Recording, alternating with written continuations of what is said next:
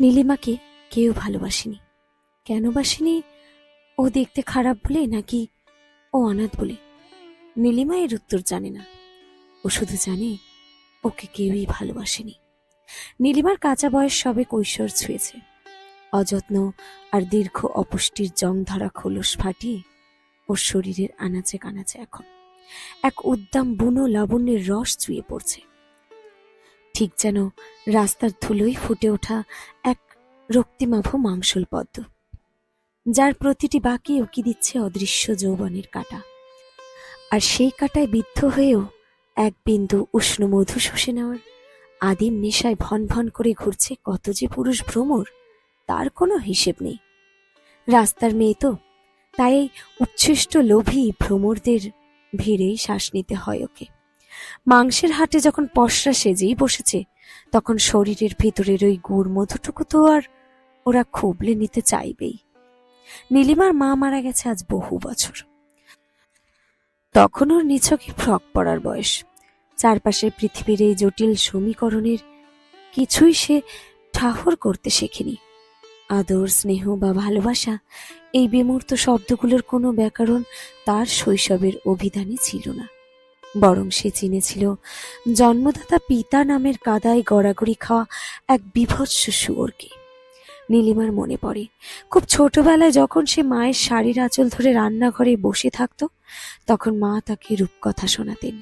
পাখির গল্প, ফুলের গল্প, দক্ষী দানব, রাজপুত্রের গল্প, আরও কত কি। মা মাঝে মাঝে বলতেন, নীলি, ভগবান সবাইকে দুটো করে দেবদূত দেয়। একটা সারা জীবন পাশে থাকে, আরেকটা বিপদে পড়লে এসে হাত ধরে নিয়ে যায়।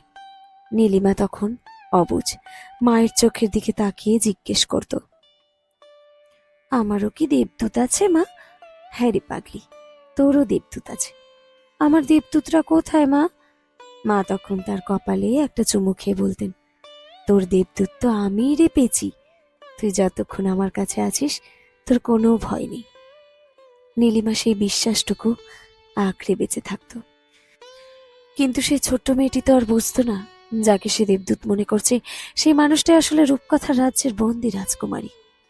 আর ওর বাবা হলো সেই ভয়ঙ্কর দৈত্য। রাতে যখন সেই দৈত্য নেশায় চুর হয়ে ঘরে ফিরত, রাজকুমারী নীলিমাকে চাপটে ধরে সোনার কাঠি ছুঁয়ে ঘুম পড়াত। পরের দিন মা উঠত অনেক দেরিতে, সারা শরীরে অসহ্য ব্যথা নিয়ে। একদিন মা আর উঠল না। বাবারও কোনো খোঁজ পায়নি আর সেদিন থেকে। এখন নীলিমা বড় হয়েছে, ওর বয়স বেড়েছে কয়েক ঘর, 20 কোঠা পার করে 30 ছুঁয়েছে সে। অথচ নীলিমাকে দেখলে মনে হয় জীবনের পুরো একটা শতাব্দী যেন ওর শরীরের উপর দিয়েই হেঁটে গেছে। বয়সের আগে ও যেন বুড়িয়ে গেছে বড্ড রকমের।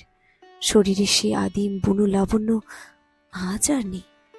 যে মাংসল পথ দিয়ে একসময় ঝাঁকে ঝাঁকে ভ্রমরীরা হুমড়ি খেয়ে পড়ত, আজ তার পাপড়িগুলো ছিঁড়ে কুটে চটকে একেকার।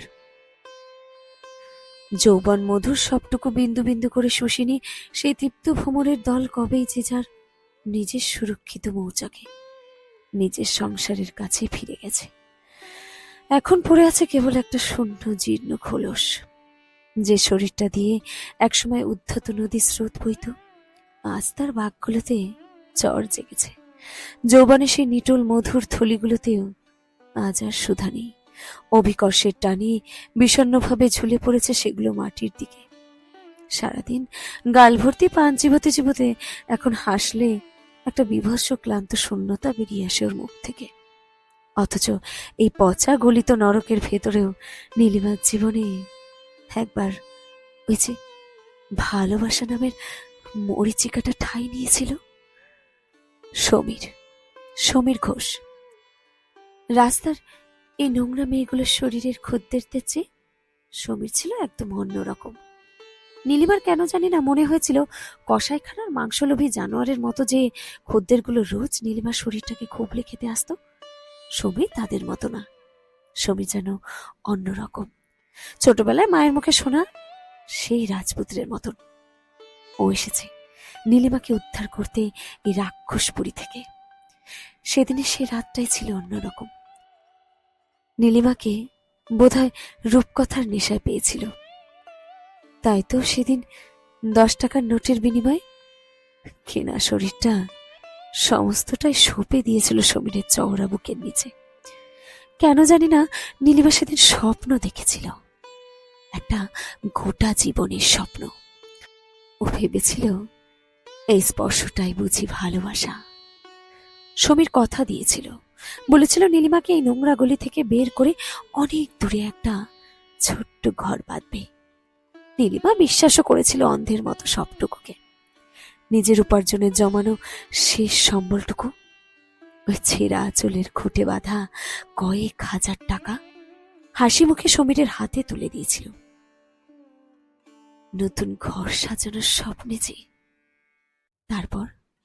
তারপর সমীর আর আসেনি। নীলিমা অনেক পরে জেনেছিল সমীরের নিজের একটা পরিপাটি সাজানো মৌচাক আছে, বউ বাচ্চা নিয়ে তার সুখের সংসার। রাস্তার এই সস্তা ফুলটার কাছ থেকে মধু আর টাকা দুটোই নিখুঁতভাবে শুষে নিয়ে সে ফিরে গেছে নিজের নিশ্চিন্ত ঠিকানাতে। আজ নীলিমা সেই অন্ধকার গলির মোড়েই দাঁড়িয়ে থাকে,